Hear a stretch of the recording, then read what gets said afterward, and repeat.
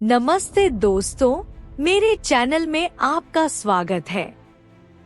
आज हम Beatrix Potter की अमर कहानी पीटर रैबिट की साहसिक यात्रा में गोता लगाने जा रहे हैं, जो मिस्टर मैकग्रेगर के बगीचे में हुई थी। एक बार की बात है, 4 छोटे खरगोश थे, जिनके नाम फ्लोप्सी, मॉप्सी, कॉटनटेल और पीटर थे।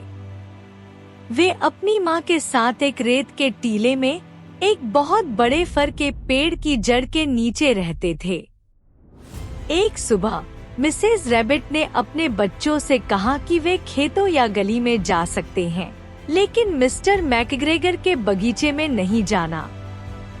उन्होंने चेतावनी दी कि उनके पिता का वहाँ एक दुर्घटना हुई थी और वे एक पाई में बदल गए थे।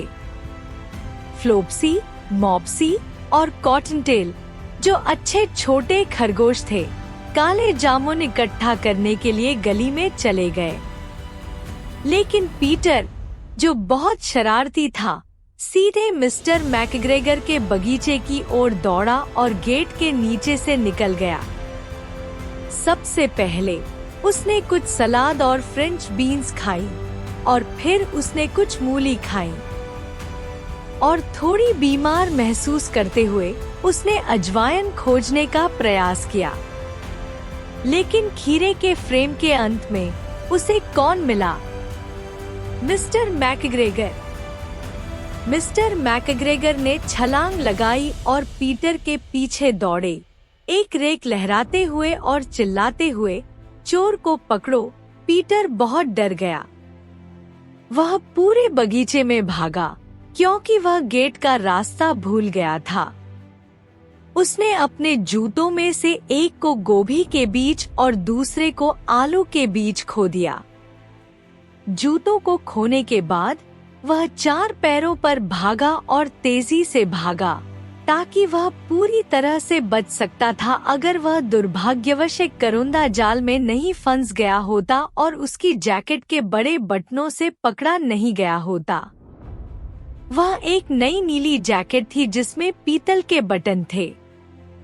पीटर ने खुद को खोया हुआ मान लिया और बड़े आंसू बहाए, लेकिन उसकी सिसकियां कुछ दोस्ताना चिड़ियों द्वारा सुनी गईं, जो बड़ी उत्तेजना में उसके पास उड़कर आईं और उसे अपने प्रयास करने के लिए प्रेरित किया। मिस्टर मैकग्रेगर एक छलनी के साथ आए, जिसे वे पीटर के ऊपर डालने का इरादा रखते थे, लेकिन पीटर ने समय रहते खुद को झटके से छुड़ा लिया, अपनी जैकेट पीछे छोड़ते हुए। वह टूल शेड में भागा और एक कैन में कूद गया। यह छिपने के लिए एक सुंदर चीज होती, अगर उसमें इतना पानी न होता। मिस्टर मैकग्रेगर को पूरा यकीन था कि पीटर कहीं टूल शेड में है, शायद किसी फूल के गमले के नीचे छिपा हुआ। उन्होंने उन्हें सावधानी से पलटना शुरू किया, हर एक के नीचे देखना। तभी पीटर ने छींक दी, कर्टिशु।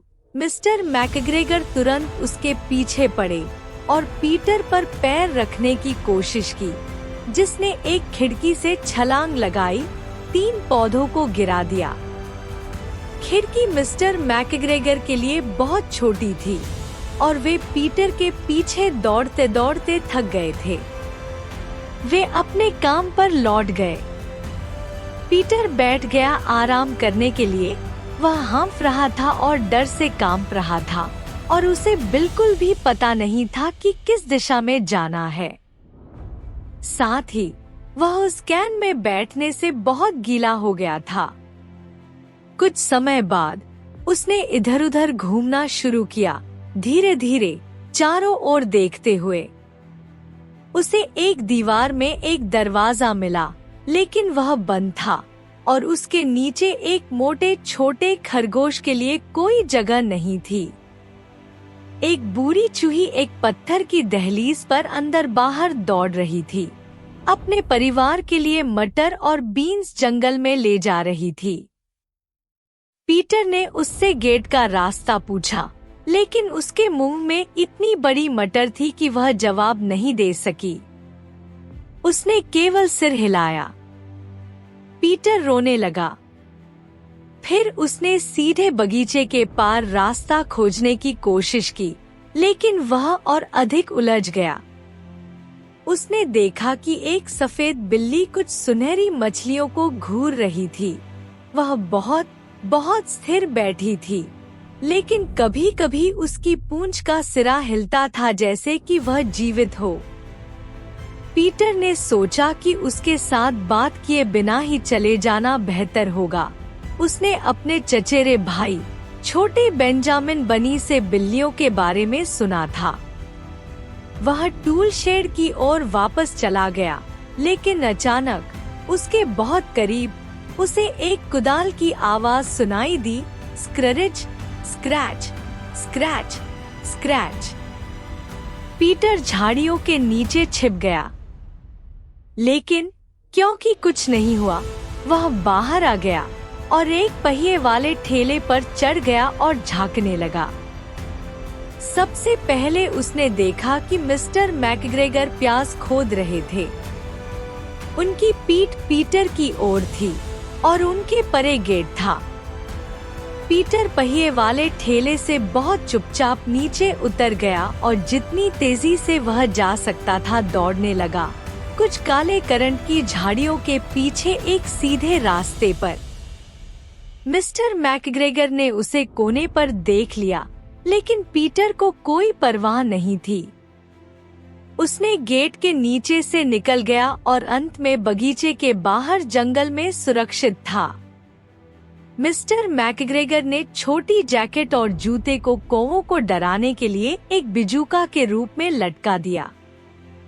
पीटर तब तक दौड़ता रहा और पीछे मुड़कर नहीं देखा जब तक कि वह बड़े फर के पेड़ के नीचे अपने घर नहीं पहुंच गया। वह इतना थका हुआ था कि वह नरम रेत पर लेट गया और अपनी आंखें बंद कर ली। उसकी माँ खाना बना रही थी। उसने सोचा कि उसने अपने कपड़ों का क्या किया।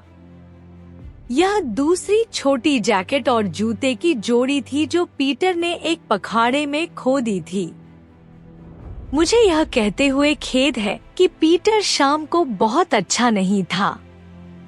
उसकी माँ ने उसे बिस्तर पर सुला दिया और कुछ कैमोमाइल चाय बनाई और उसने पीटर को उसकी एक खुराक दी। सोते समय एक चम्मच लेना। लेकिन फ्लोप्सी, मॉप्सी और कॉटनटेल ने रात के खाने में रोटी और दूध और काले जामुन खाए। अगर आपको वीडियो पसंद आए तो कृपया लाइक करें, सब्सक्राइब करें, कमेंट करें, शेयर करें और अपडेट के लिए बेल आइकन दबाएं। धन्यवाद।